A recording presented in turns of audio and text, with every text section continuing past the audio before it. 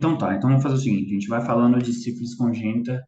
É engraçado que sífilis congênita a gente tem uma aula para o obstetra, para o pediatra, para o infecto, para o clínico, para o enfermeiro de CCH, mas enfim, vamos tentar falar uma visão geral para a gente entender e chegar na parte que provavelmente vocês têm dúvida. Então vamos lá. Então do básico, né, até o que preocupa vocês realmente. Então vamos passando. A sífilis é uma infecção sexualmente transmissível, né? Uma DST.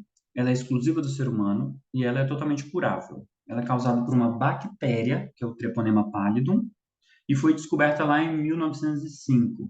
Isso é importante porque ela foi descoberta antes de descobrirem o primeiro antibiótico lá em 28, e 40 anos antes de usarem esse antibiótico para alguma coisa. Apesar da bactéria ter sido descoberta há mais de 100 anos, a sífilis é descrita há muito mais tempo, né? Acho que desde o século, sei lá, 15, 14, ela é descrita em poema, em obra de arte, enfim.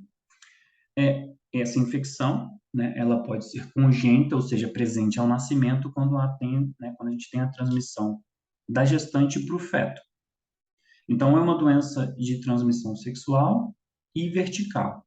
Antigamente, a gente considerava que poderia ser transmitido também por transfusão sanguínea, mas hoje em dia, pela segurança, né, das transfusões, a gente considera esse risco mínimo.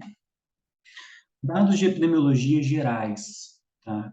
De 10, não, de 11 anos atrás, mas que não mudou muita coisa. Milhares de mortos em todo o mundo, 60 mil óbitos neonatais, 44 bebês prematuros e de baixo peso. Acho que a contribuição mais importante da sífilis é realmente a prematuridade, a neonatologia, e 100 mil crianças com sífilis congênita. A gente brinca que dessas 100 mil, 80 mil em Cachoeiro.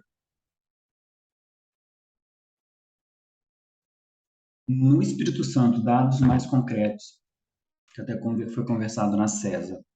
Em 2018, quase 2 mil casos de sífilis em gestante. Sífilis congênita, né? De um terço para um quarto. Deixa eu adicionar as pessoas aqui.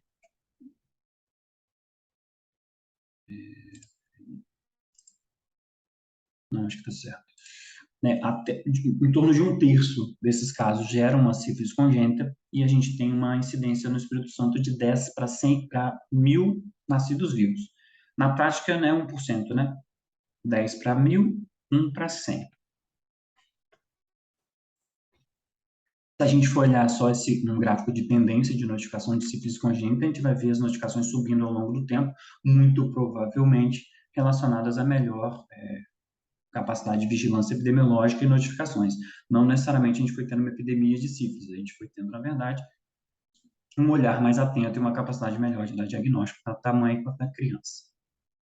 E aí a gente pega um dado interessante até 2021, que são justamente essa distribuição para 1.000 ao longo dos anos nos diferentes municípios do Espírito Santo, com o super destaque de Cachoeiro de Itapemirim, ficando em segundo lugar, Guarapari, olha o IFEM, Guarapari em 2021 também com muitos casos, 34 para 1.000, adicionei, colega, 34 para 1.000, lembrando que no Espírito Santo a gente tem 10, né, em torno de 10 para 1.000. Vitória puxa muito isso para baixo. Tem gente que diz que é porque Vitória não dá diagnóstico, mas não acho que seja verdade, porque a atenção básica lá é um pouquinho melhor. Mas apesar disso, a sensação de que a gente tem mais sífilis do que a gente notifica, ela é grande. E em 2022, a gente fez um levantamento nos primeiros 6 meses e quando a gente se tornou uma maternidade de alto risco, a gente passou a receber muito mais. Em janeiro, a gente teve alguns problemas relacionados à coordenação em 22, né? A coordenação da maternidade, férias de alguns colegas, enfim, dificuldade de notificar. Mas a partir de fevereiro, a gente viu uma tendência aqui de sífilis em gestante, isso notificado, tá, gente? E sífilis congênita, mais ou menos constante, né? Então, em gestantes para 1.000, a gente tem esses números, e o que chamou a atenção, até que foi discutido na própria CESA, lembro que na época eu conversei com a doutora Sandra, que é a coordenadora, é a quantidade de casos de sífilis, quase 5, 6 vezes mais em Cachoeiro do que em outros lugares. E parte disso é a nossa deficiência de atenção básica. Isso não é surpresa para ninguém. Não somente dificuldade de prevenir sífilis, mas também de registrar os tratamentos, de dialogar entre as diferentes esferas. Então, fica tudo muito nebuloso, muito na dúvida. Muito provavelmente a gente dá mais diagnóstico de sífilis em gestante e congênita do que existe realmente. Mas, infelizmente, às vezes a gente não tem subsídio para dizer que não é. Momento do diagnóstico. Pois se a gente olhar aqui o Sudeste, vamos só olhar para o Sudeste, depois a gente pode olhar para o restante, mas o azulzinho aqui é o primeiro trimestre, o verde é o segundo, eu acho que isso é verde, e o terceiro é o vermelho. Hum, a gente consegue quase metade, né, dos diagnósticos aqui para 2020 estão sendo feitos na gestante no primeiro trimestre, mas ainda uma quantidade em torno de um quarto, né, sendo dado no último trimestre, e o último trimestre a gente considera também o momento do parto, tá? Algumas regiões ainda, né, um diagnóstico mais tarde, mas a gente tem conseguido, enfim, na região sudeste, no Espírito Santo não é diferente, dar um diagnóstico no primeiro trimestre, o que é bom porque dá a oportunidade de tratar essas mulheres. A modalidade de diagnóstico, eu deixei esse slide aqui só para a gente entender uma coisa. O azul, ele é o TT mais o TN. O TT é o teste rápido, porque é o teste treponêmico, e o TN é o teste não treponêmico. O teste não treponêmico é o VDRL. Então, de um modo geral, claro que a gente tem outros exames, mas é isso que a gente tem. Com o passar do tempo, a gente deixou de usar somente, que é o amarelo, o VDRL para dar diagnóstico e passou a combinar tanto o teste rápido quanto o VDRL, que inclusive é a melhor forma e deveria ser a única forma de dar o diagnóstico de sífilis, por mais que, infelizmente, às vezes a gente tenha que usar um teste único, principalmente quando a gente não tem história clínica ou nenhum tipo de registro, tá? A gente tem nessa faixinha verde até 2020 uma quantidade considerável até de pacientes, né, um quinto quase de pacientes que têm um diagnóstico somente com o teste rápido, mas a tendência é a gente manter realmente o diagnóstico com o teste rápido e o VDRL. Repara que foi muito VDRL, com o advento do teste rápido, o VDRL sozinho foi diminuindo e foi aumentando ou o teste rápido sozinho ou os dois combinados, o que é bom, tá? E, eventualmente, o vermelhinho, ele é só o teste rápido com o VDRL negativo. E isso pode acontecer em algumas situações, principalmente quando você tem uma sífilis de longa data, porque o VDRL tende a cair e, às vezes, até negativar, enquanto o teste rápido permanece positivo. Eu até deixei um outro slide de uma outra aula aberta, depois eu mostro para vocês como que se comporta. Mas isso é só se vocês tiverem dúvida. A gente se baseia nesses dois documentos, né, o pediatra no roxinho, que é prevenção da transmissão vertical das infecções, e o obstetra, e geralmente os outros profissionais, no PCDT das ISTs. Eles não são iguais, mas eles são muito parecidos, e eles têm atualização, a última foi agora em 22. Mas foram discutidos alguns aspectos aqui em 2023 também, e emitido algumas notas técnicas. O diagnóstico na gestação, ele é realizado por um teste treponêmico, que é o teste rápido, e um teste não treponêmico, que é o VDRL. Aqui tem alguns exemplos de teste. O teste rápido é um teste treponêmico, o FTABS também, o ELISA que a gente usa. E o teste não treponêmico mais famoso é o VDRL. Alguns lugares usam o RPR, mas não, eu nem tenho experiência com isso. Basicamente, um teste treponêmico é um teste com alta especificidade, ou seja, quando você faz um teste treponêmico, a chance de ser sífilis é muito, muito maior. O teste não treponêmico, ele aumenta em outras situações. Por exemplo, você pode ter um VDRL em algumas doenças reumatológicas ou ter um VDRL positivo em algumas condições de alteração de imunidade, como a própria gestação. Então, se você tiver uma gestante, por exemplo, com um VDRL de 1 para 1, 1 para 2, e um teste rápido negativo no pré-natal, ela pode ser investigada com ou ELISA ou FTABS e uma história clínica boa para você falar assim, olha, essa mulher não tem sífilis, o exame físico dela é normal, ela tem o teste rápido negativo, o FTABS negativo, um ELISA negativo e só tem um VD baixo e não tem nada na história que sugira. Então, você faz um laudozinho, coloca na caderneta que ela tem ausência de sífilis.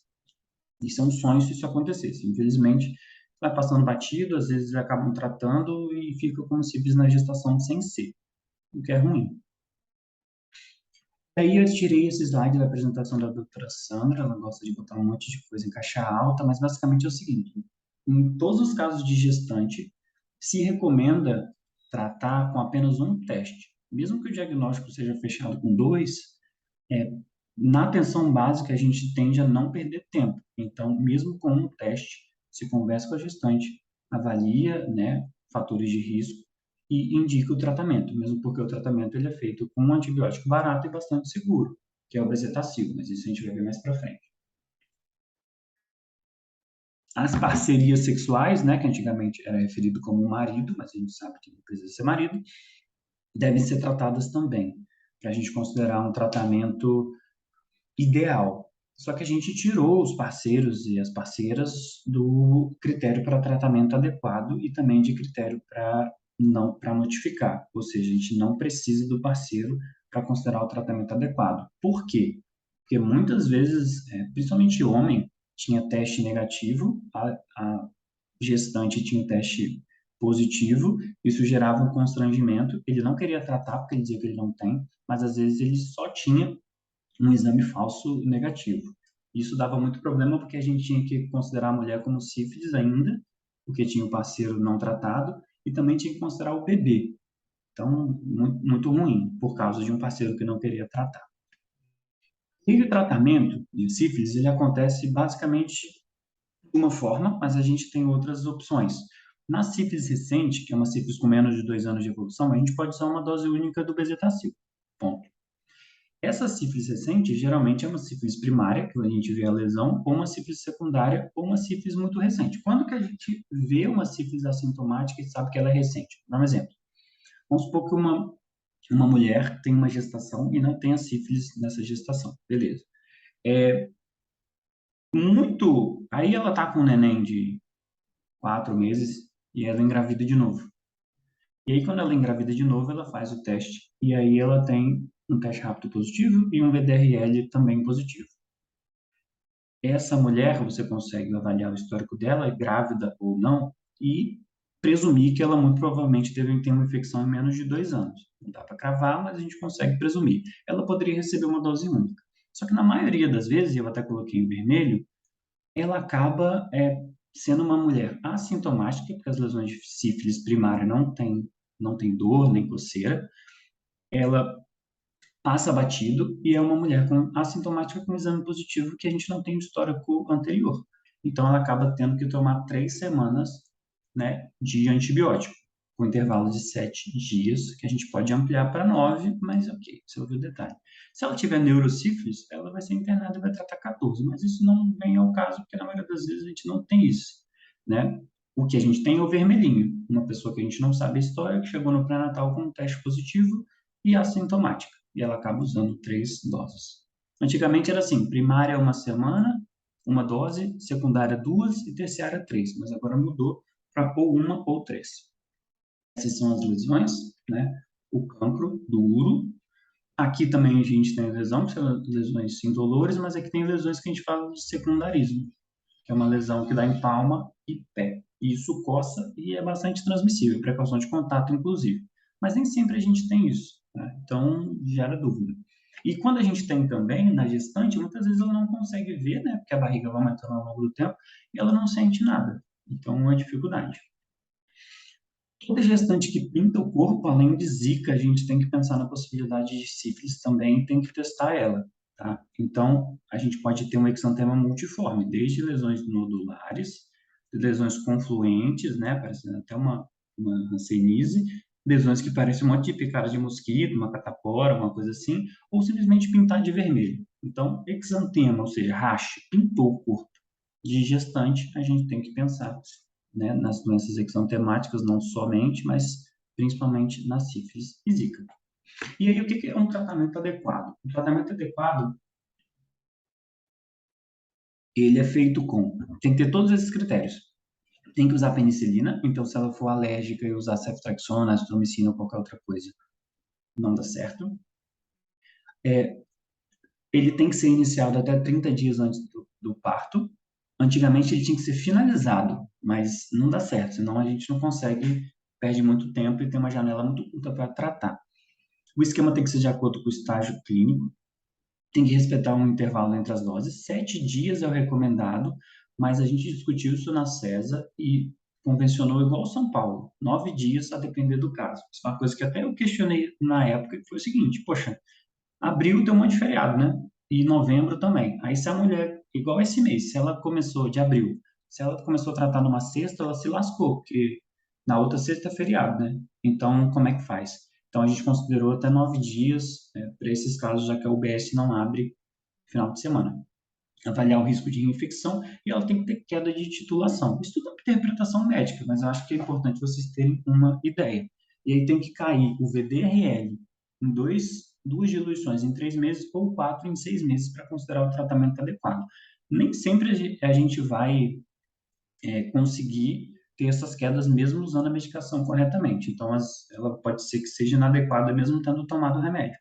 Então, exemplo, se ela tinha um VDRL de 1 para 64, ele tem que cair em 3 meses de 1 para 16 ou em 6 meses de 1 para 4. Aí eu coloquei esse slide que ele repete, mas só porque a CESA deu ênfase no seguinte: o histórico de tratamento e o segmento ele deve ser documentado ou em prontuário ou em caderneta, ou um laudo, porque não adianta ela falar, não se recomenda considerar informação verbal. Ah, eu tratei, tomei 6 agulhadas, elas sempre falam assim, porque é assim mesmo. A gente fica com dó, porque muito provavelmente é isso mesmo, só que a gente não consegue às vezes se comunicar com a atenção básica e fica perdendo muito tempo para a mãe trazer uma comprovação e a gente não consegue caminhar. Em muitas situações já se investigou a criança e está só esperando isso para definir, o que é muito ruim. Aí isso gera um tratamento demais. São comentários a mais. Fatores de risco para reinfecção. Adolescência, não utilizar camisinha, múltiplos parceiros, né? Sexo por dinheiro ou droga, usar drogas durante a relação, porque aumenta o risco, né, de alguns tipos de exposição a risco, transtorno mental, indivíduo privado de liberdade, porque eles podem ser estuprados, né? E outras DSTs associadas. Risco de infecção é muito difícil, porque por si só é um critério de tratamento adequado e é muito subjetivo. Vocês ouviram um miado, é o meu gato.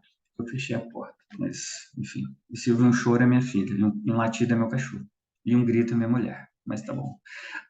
E aí a gente faz o seguinte no bebê, quando o bebê nasce. A gente, para fazer o diagnóstico, considera o histórico materno de tratamento, sintomas do bebê, que na maioria das vezes eles não têm, e o teste treponêmico, não treponêmico, perdão, que é o VDRL, comparado com o da mãe, sempre. Mesmo se a mãe tratou adequado, a gente tem que testar a criança com VDRL. A gente só não testa se a mãe não teve sífilis na gestação. E aí, uma chamada de atenção, não tem uma avaliação complementar que defina, tá? Porque não é matemática. Isso gera dúvida, é por isso que eu dou um parecer ou dois de sífilis todos os dias, há, há 3 anos, pelo menos. 3 não, 4 anos. Diagnóstico no bebê, né? Ele é feito com o teste não treponêmico, tá? Independentemente do tratamento da mãe ou não. E a gente faz ele simultâneo. Simultâneo é no período da internação, não precisa ser na mesma hora. E as manifestações clínicas. Aí na criança eu vou passar mais rapidinho para vocês terem dúvida. 90% não tem sintoma nenhum. Alguns pacientes são mais graves e nascem como se tivesse uma sepse. Tá? Dificilmente a gente vai ver esses sintomas de uma sepse mais precoce, depois dos 4 meses. E até 2 terços em 2 meses já tem alguma manifestação. Aí pode ser qualquer uma. Tá? Aqui alguns sinais que a gente pode ver, uma inflamação no estilo de um pênfigo. Aqui a gente tem a mucosite, que a boca fica inflamada, e aqui também até dependendo uma rinite sanguinolenta que a gente pode ver. A gente tem o exantema também, um destaque para a luvinha, porque é uma precaução de contato. A luva aqui também, porque já tem lesões de secundarismo, isso a gente vê em criança. Lembrando que a pele do bebê ela tem várias alterações que não necessariamente indicam doença, mas nesse caso a gente tem que pensar. Isso aqui é para os pediatras, mas quem está também, né, enfermeira na sala de parto, pode eventualmente ver, e é muito interessante, que é se você tem necrose do cordão umbilical, você fecha sífilis, é porque é a única doença que faz isso. Algumas alterações tardias, a gente infelizmente pega algumas crianças eventualmente, alterações do dentinho, tá? Ceratite também, ou até uma uveíte, surdez é comum, e esse dentinho em amora, que fica esse monte de... Uma vez eu dei um diagnóstico de sífilis assim, eu olhei a garganta do menino, estava com febre, eu vi esse dente, achei esquisito, fui ver na caderneta, ele tinha tratado sífilis, mas a mãe foi embora antes, acho que ele usou procaína, a mãe vazou enfim, rola isso. Isso aqui também foi um paciente meu, alterações ósseas. Esse não sei se dá para ver, mas parece que tem uma fratura aqui, mas é uma fratura patológica. Isso aqui é o sinal de Weinberger, que é basicamente uma destruição do osso na parte proximal aqui da tíbia. Esses pontinhos aqui são lesões osteolíticas, né, que o osso vai comendo, fica pretinho, e aqui na articulação a gente também vê, esse aqui não é meu paciente não, mas esses dois eram. Depois que usou penicilina, isso aqui some, fica normal, não dá nem para perceber. E aí, tratamento do bebê. A gente tem três opções de conduzir. Primeiro, utilizar a penicilina 10 dias, ele tem sífilis congênita. Dependendo da interpretação, ele pode fazer uma penicilina benzatina, que é o bezetacil, dose única, que ele também tem sífilis congênita, mas passou na trave, ou não tratar, que aí quando ele não trata, ele não tem sífilis, ele é exposto a sífilis. Nesses dois casos aqui, a gente notifica, no último ele não tem notificação. Antigamente fazia, mas agora não. Vou adicionar a colega de novo. Atribuições da maternidade.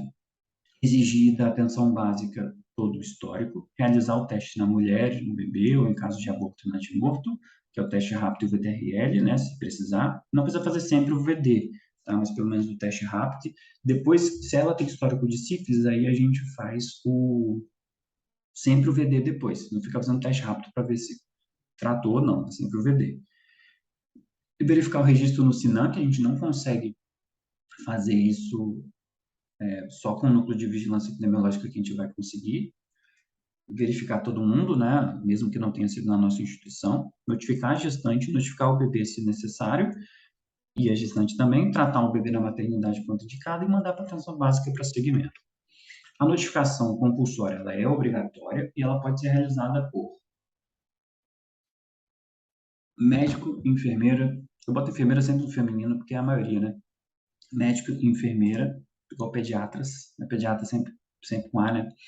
Outros profissionais de saúde. No IFA existe uma cultura, não sei porquê, mas existe, de que enfermeiro que notifica, né? E é ruim, porque às vezes o médico pede para notificar, a enfermeira não sabe por que está notificando, aí notifica e tem uns dados que são clínicos, aí ela tem que ficar olhando em prontuário, nem sempre prontuário é muito objetivo, muitas vezes não é mesmo, e aí fica um monte de dúvida, e chega a notificação ruim, a vigilância nos questiona, e aí fica aquela coisa. No Infantil de Vitória, quem notificava era residente. Eu notificava muito, até para a gente aprender e entender o que é importante a gente observar. Então, quem que deve ser notificado? Qualquer gestante com teste positivo, teste rápido ou VDRL, quando você não tratou previamente sífilis. Ou seja, chegou na maternidade com teste positivo, nunca tratou sífilis na vida, isso é sífilis. Por mais que a gente vá investigar ela mais e ficar às vezes na dúvida, não dá para ficar esperando 2, 3, 4 dias com o bebê depois de nascido para definir a vida dela. E lembrando que uma notificação feita, ela vai ser encerrada na maioria das doenças em 60 dias, mas para sífilis em 1 ano e meio para criança e para mulher realmente em 60 dias. Então, ela pode ser uma notificação de algo suspeito e que não se confirmou. A gente só notifica a doença confirmada quando é tuberculose, por exemplo. A gente não notifica suspeita, só confirmado. E para sífilis, a gente notifica a possibilidade. Se não for, a gente encerra como se não fosse. Então, não tem nada demais a gente notificar um paciente que depois a gente descobriu que não é sífilis. Tudo é questão de comunicação. Outro paciente que vai ser notificado é a mulher sintomática, com exame positivo, não tem jeito, né? Aquela mulher que é assintomática e tem 2 testes positivos, ou seja, uma mulher que tem um teste rápido positivo e um VD1 para 2, por exemplo, ou qualquer titulação, desde que não seja cicatriz. Porque se ela tratou sífilis previamente, ela pode ter o teste rápido para a vida toda e pode ter um VD baixo para a vida toda, e isso ser cicatriz sorológica, mas tem que estar descrito. E o recém-nascido filho de uma mãe inadequadamente tratada, que são as acima, né? Ou seja, o filho da mãe adequadamente tratada e que tem os exames normais, ele não tem sífilis, não precisa ser notificado. Às vezes a mãe é adequada e o menino é sintomático ou tem exame alterado, então ele também bailou. Mas aí notifica só a criança e não a mãe. E aí é o seguinte, para notificar adequadamente, é importante que tenha uma interpretação correta da história clínica e do bebê e uma comunicação entre a maternidade e a atenção básica, inicialmente entre as pessoas da maternidade, porque aqui a gente nota que muitas vezes o pediatra tem acesso à criança e à mãe, o obstetra não tem acesso à criança. E às vezes fica um pouco alheio a isso, não sei. e aí deixa isso passar. E aí o pediatra pede para notificar e fica aquela dificuldade. A gente tem 10 minutos, mas eu vou terminar. E aí dúvidas, por exemplo, a mãe relata tratamento há 15 anos, mas não tem comprovação. Isso é um problema. Sintoma no bebê, icterícia, hipoglicemia, desconforto, isso é sintoma de sífilis ou pode ser outra coisa? Também, coisa que gera dúvida e gera parecer. O pré-natal tratou a mãe, o obstetra não tratou, mas o pediatra considerou sífilis. Como é que faz? Isso tudo a gente tem que se comunicar e entender o que está acontecendo. E é ruim sobrar para a enfermagem uma notificação de uma coisa que ela não sabe o porquê que chegaram àquela conclusão. E aí são recomendações do PCDT. Gestante com teste rápido reagente para sífilis deve ser considerado sífilis até que se prove o contrário. A ausência de tratamento adequado recente ou documentado, elas vão ser tratadas no momento da consulta ou no caso da entrada na maternidade. Benefício do tratamento suplanta risco, retardar o tratamento tentando fechar o diagnóstico atrasa e coloca a criança em maior risco e também, né, de tempo de internação. Ela tem que ser monitorizada corretamente no pré-natal. É fundamental tratar o parceiro, mesmo que ele não entre no protocolo para tratamento adequado. E no caso da gestante com cicatriz sorológica, ela deve ter isso registrado e ser acompanhado no pré-natal normalmente. Essa é a ficha de notificação que vocês conhecem, elas estão aqui. E a gente tem o fluxograma, que o pediatra usa mais, mas nada impede da gente ter noção que é um fluxograma clínico. 8 minutos. Perguntem. Deixa eu ver se tem alguma coisa no texto. Nada, eu vou colocar aqui de novo o link da presença. E aí?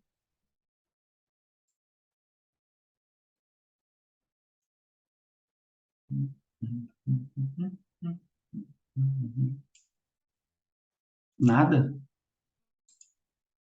A Bruna me fez umas perguntas, Cipriano. A Bruna perguntou assim. Coitada da Bruna. A Bruna me perguntou, me perguntaram para a Bruna. E a Bruna me perguntou. A Bruna perguntou o seguinte.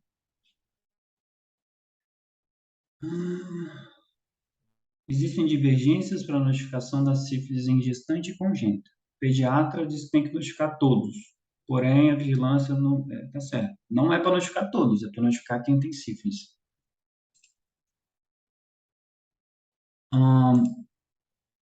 Então, não é isso. Não é notificar todos, é notificar quem tem critério. Aí, a Bruna botou assim. Provavelmente alguém perguntou para ela, tá, gente? Não falou quem é, então não tem problema. Tratamento correto, a mulher e parceiro tratado com 3 doses. E aí, nesses casos, o bebê não é tratado.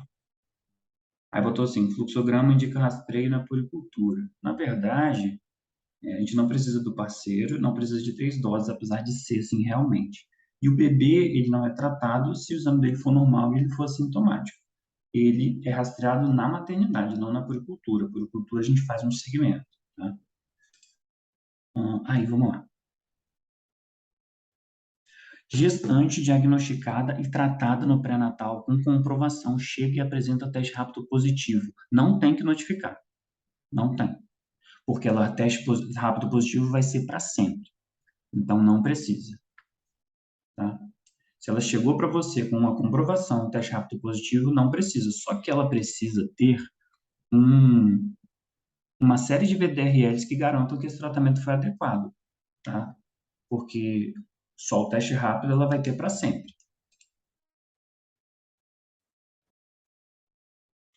Na verdade, não é assim que funciona. Então, isso é um erro de medicina mesmo. Porque, assim, como é que funciona?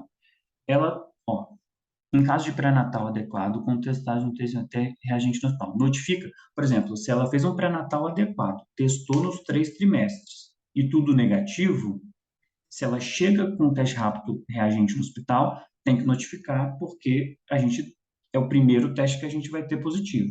Se ela fez um pré-natal adequado, testou, tratou, teve as quedas e chegou com teste rápido reagente, esse teste rápido não me importa. Eu tenho que fazer o VDRL para ver como é que foi a resposta dela ao tratamento. Não sei se ficou claro. Então, se ela fez um pré-natal, ausência de sífilis no pré-natal e descobriu na maternidade, tem que notificar, porque a gente vai pedir o teste rápido, vai pedir o VD, se ficar uma discordância, vai pedir o FTABS e ele vai conduzir. Enquanto isso, a gente investiga a criança. Porque como eu entendi, pré-natal adequado seriam as consultas, tudo certinho, né? E não sífilis no pré-natal.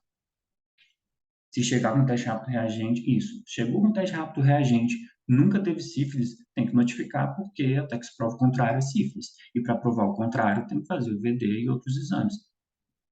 RN com VD e líquor negativo, mas desenvolvido como sífilis congênita. Tinha plano parará, parará. Sim, nesse caso, notificar. Porque se o bebê tem o VD negativo, o líquor negativo, e mesmo assim o colega considerou sífilis, provavelmente a mãe foi inadequada. Porque quando a criança, isso é do pediatra, quando a criança é filha de uma mãe adequadamente tratada, você não faz líquor, você faz só o VD. Se ela coletou líquor, é porque a mãe era inadequada. Só que se os exames da criança foram todos normais, ela não precisa fazer 10 dias. Ela faz bezetacil e manda embora. Quem faz bezetacil e manda embora é sífilis congênita. Tem que notificar a criança. E provavelmente a mãe, mas a criança com certeza. Existe o risco da mãe já ter sido notificada. E não tem problema fazer notificação duplicada, tá? Ela já foi no pré-natal, estou na dúvida, notifica de novo. A vigilância depois encerra, não é crime, não. Pode. Elas vão perguntar para a gente na CCH, vão mandar e-mail, mas a gente resolve. Então, ó, por questões de vigilância e notificação na OBS, muitas vezes não estão notificando. Com isso, a gente está tendo que notificar. É muito difícil, às vezes, a gente saber. Peraí. É muito difícil a gente saber se a UBS notificou, porque a gente suspeita que sim quando a gestante tem o tratamento e tem escrito no cartão, mas não é regra, às vezes não vai ser. É melhor você fazer duas notificações e depois a vigilância encerra uma, do que deixar passar batido e mesmo assim tratar como sífilis. Eles mandam e-mail, não tem problema, aí pergunta, e aí, o que que houve? Aí fala, ó, às vezes eles até conversam com a gente. Ó, a gente notificou e a gente tratou. Aí, obrigado pela informação, vamos encerrar aqui. Tranquilo, cara. Isso aí é normal. Não tem problema nenhum notificar. O problema é não notificar uma coisa que é muito pior. E eles questionam bravo, olha, a gente tratou, né, como se fosse um erro, mas não é isso, cara, porque às vezes a mulher, coitada, tá com dor, né, chega com dor na maternidade, né, sabe como é que é, e não leva nada, não tem documento ali na hora, normal, cara, só notifica e tal, a gente conversa, olha, você tratou, mas a gente vai notificar, e qualquer coisa a gente encerra, isso não gera problema não. Eventualmente, né, não pode fazer sempre, mas ok. E aí, temos 2 minutos. Eu acho que a gente tem uma dificuldade porque, assim, o que eu percebi é que às vezes a obstetrícia ignora que isso existe e sai fazendo remédio e não escreve, sabe? Enfim, aí eu tenho dificuldade. Pediatra costuma ser, principalmente a Poliana e a Tayane, costumam ter uma análise um pouco mais descritiva. Às vezes vale a pena trocar uma ideia com elas. Às vezes até o próprio pediatra pede exame da mãe, né, coitado? Nossa, isso acontece. E aí, 1 minuto e 44.